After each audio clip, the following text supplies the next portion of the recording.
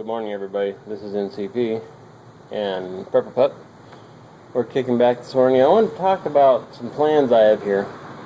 I currently have a shade tree mechanic, a guy working at his house, replacing the head, oh man, I can't think, the gasket, head gasket on the SR5 of the Toyota.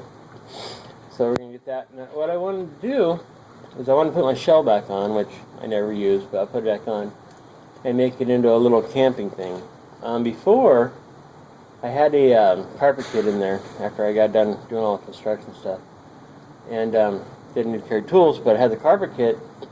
And if I went camping in it, the carpet kit would put me at the same height as the walls on the bed. So, I'd be like sleeping in a coffin. My face was like a couple inches from the ceiling, and it just wasn't cool. I'd turn over and hit my shoulders on the roof and stuff, because I got the extra insulated roof on the shell, so it's really thick. Now, that being said, I'm going to redesign it. So, I thought I'd do all this stuff and set things up and put alternate power in there and solar panels on the windows and all this stuff. It turns out there's a whole community that lives in their trucks. Now, I've heard of van dwelling, and I followed the boondocking things where they just go camp in their vehicle a lot. And I've done that a lot, but I've always had a tent. Or when I was younger, we would put a comforter over the top of the cab and pinch it in the doors and pinch it in the tailgate and make a tent that way when I was younger.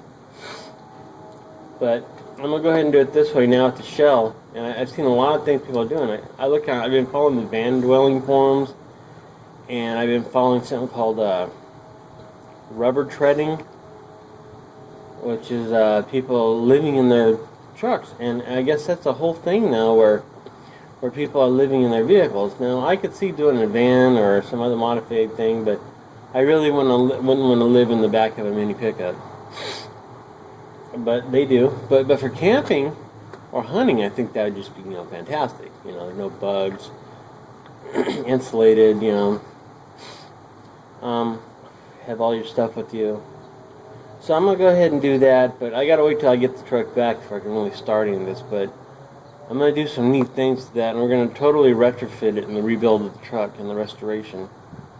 The truck's pretty good right now. I'm just going to fix a few more mechanical things on it, like the air conditioning. I don't know why it's not working. I don't know. Probably out of Freon or whatever.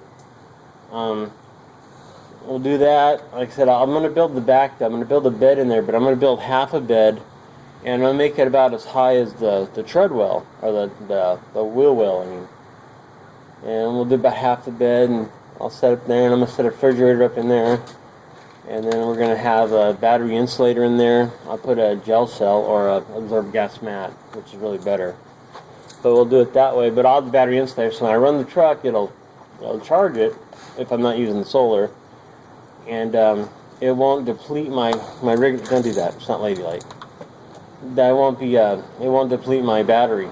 So that's how we'll do that stuff. Stop. So that's what we'll do. We'll go ahead and do that and get everything set up, and it should be really cool. So that's my current plan when I get that back. That's pretty much it. Alright, this is North Carolina Pepper. Please rate, subscribe, have a great day, everybody. I'm out.